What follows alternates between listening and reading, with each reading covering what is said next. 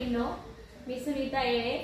मी आज तुम्हाला पातळ पोह्यांचा खमंग आणि कुरकुरीत असा चिवडा बनवून दाखवणार आहे।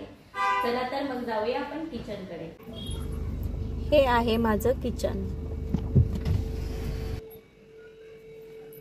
मी आज बनवणार आहे पातळ पोह्याचा कुरकुरीत खमंग असा चिवडा। त्यासाठी आपण इथे साहित्य पाहून घेऊया। तर इथे घेतले आहे पातळ पोहे स्वच्छ करून। त्यानंतर घेतले आहे इथे बदाम, काजू, शेंगदाणे, बडीशेप, मीठ, जिरे, मोहरी, हळद, तिखट, हिरवी मिरची, मक्याची पापडी, चणा डाळीचे भाजके डाळी आणि पिठी साखर। तर आपण पाहूया। प्रथम गॅसवर कढई ठेवली आहे, त्यामध्ये पातळ पोहे छान असे भाजून घेऊया। पोहे छान असे भाजून घेऊया।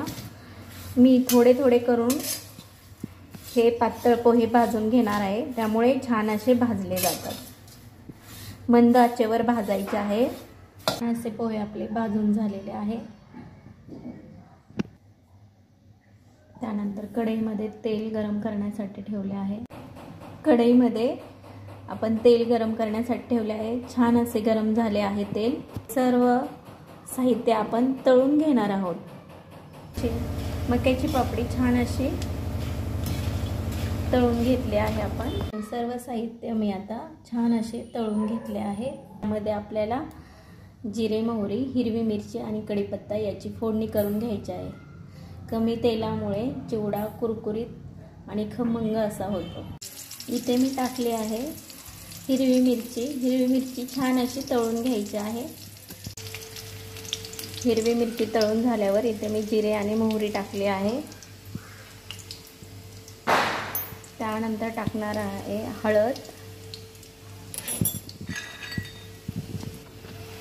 त्यानंतर टाकणार आहे कढीपत्ता। जास्तही करपू द्यायची नाही।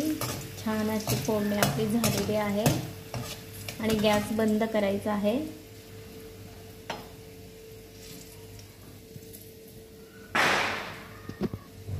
हे सर्व मिश्रण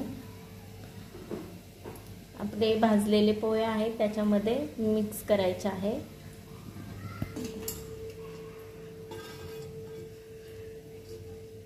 हे सर्व मिश्रण पोह्यामध्ये मिक्स करून घ्यायचे आहे।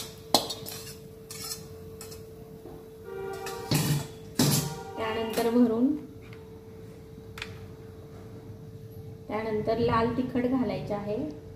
आपल्याला पाहिजे तसे लाल तिखट घालायचं आहे। त्यानंतर त्याच्यामध्ये घालायचे आहे पिठी साखर। जास्त गोड आवडत तर जास्त टाकायची, कमी आवडत असेल तर कमी पिठी साखर घालायची आहे। आणि त्यानंतर मी इथे घालणार आहे चवीनुसार मीठ।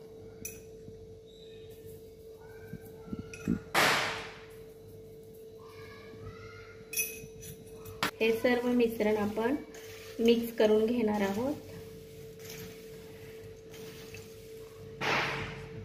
हे सर्व मिश्रण मी हाताने मिक्स करून घेणार आहे, कारण हाताने हे सर्व साहित्य चिवड्यामध्ये मिक्स झाले आहे।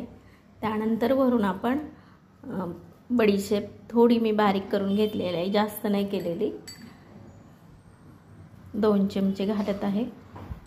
भाजून मिक्सरमध्ये थोडीशी बारीक केली आहे। हे सर्व मिश्रण मिक्स करून घ्यायचे आहे। त्यानंतर हा चिवडा मी कढईमध्ये ठेवून मंद आचेवर थोडासा गरम होऊ द्यायचा आहे, त्यामुळे अजून जास्त कुरकुरीत आणि खमंग लागतो। आपला पातळ पोह्यांचा खमंग असा कुरकुरीत चिवडा तयार आहे। तुम्ही पण